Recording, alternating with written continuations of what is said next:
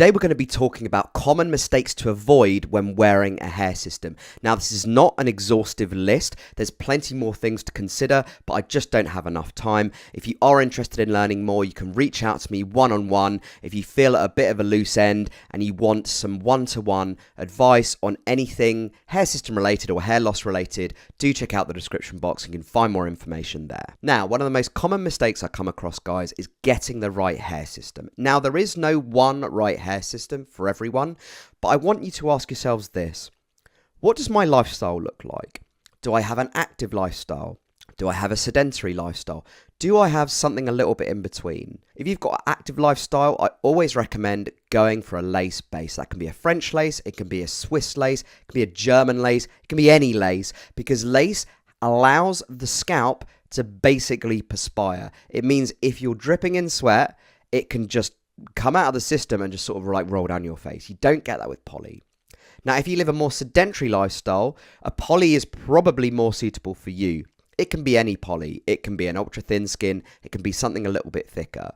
If you live somewhere in between sedentary and active, you might want to consider getting a hybrid system. I really like hybrid systems. I've actually got one on right now. A hybrid system is basically a mix of poly and lace. But I'd always recommend that if you're going the hybrid route, make sure you have lace at the front, because if you want to expose your hairline, lace gives you the most invisible hairline. Now, the second most common mistake I come across with people wearing hair systems is improper application and removal techniques. And I always encourage 3 rules of thumb with this. Number 1, don't tear off your hair system. Use an adhesive remover like C22. Number 2, don't get isopropyl alcohol on the base of the system, and don't get it on the hair either. It dries the hair out, it can oxidize the hair. This is the last thing that you want. And the third rule of thumb is please do not get wet glue anywhere near lace. With poly, it's fine.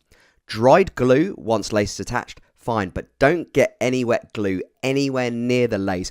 It causes it to go all clumpy, it causes it to stain, and it can affect the hair as well. Now, I made this mistake myself accidentally, literally a couple of months ago, where I accidentally got a little bit of wet glue onto the frontal lace of this particular system, and it's still a little bit gloopy, so please be super careful. I'd actually encourage using tape on the front of a lace and a poly if possible.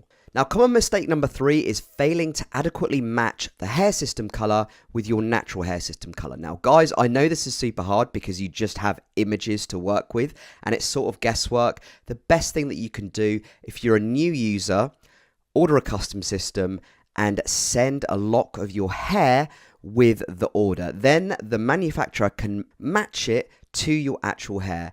If you're just looking at the color code, it's literally guesswork. I do it now, but because I've been doing this for years, I know what my hair color is and how it corresponds to the hair color codes that hair system manufacturers use. But if you're new to it, send a lock of your own hair. If you're still not absolutely confident, send a lock of your own hair. Pay for expensive postage to ensure that it gets there, but there's nothing better than getting the correct blend, because it ensures a seamless transition between your hair system and your natural hair, so no one is going to notice. And the last common mistake I see is not seeking out professional help when needed. I wish I was better at this in my early days, but it's actually really important because it can help out a lot. Now, if you're having styling issues or you find you may have got a lift early on in your hair system journey, you might want to just text the stylist just for a couple of tips. Or if you're doing your first rebond, for instance, and you feel really nervous about it, maybe reach out to me one-on-one. We can have a half-hour chat and I can walk you through it step by step.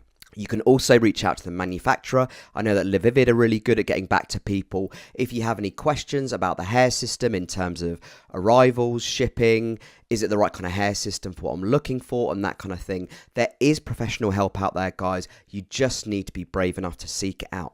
Don't try and do everything yourself. This stuff is not easy. It's certainly not a walk in the park. Now, guys, one last note before I go. This is our last week in this house. This is going to be the last week of you seeing this as my background. We're moving back in with my mum until our house sale hopefully goes through. So you're going to be getting a different background from now on for at least probably the next 3 to 6 months. And then it's going to change again. We're sad to be leaving here. We've been here for 3 years now, but the time has come to move elsewhere.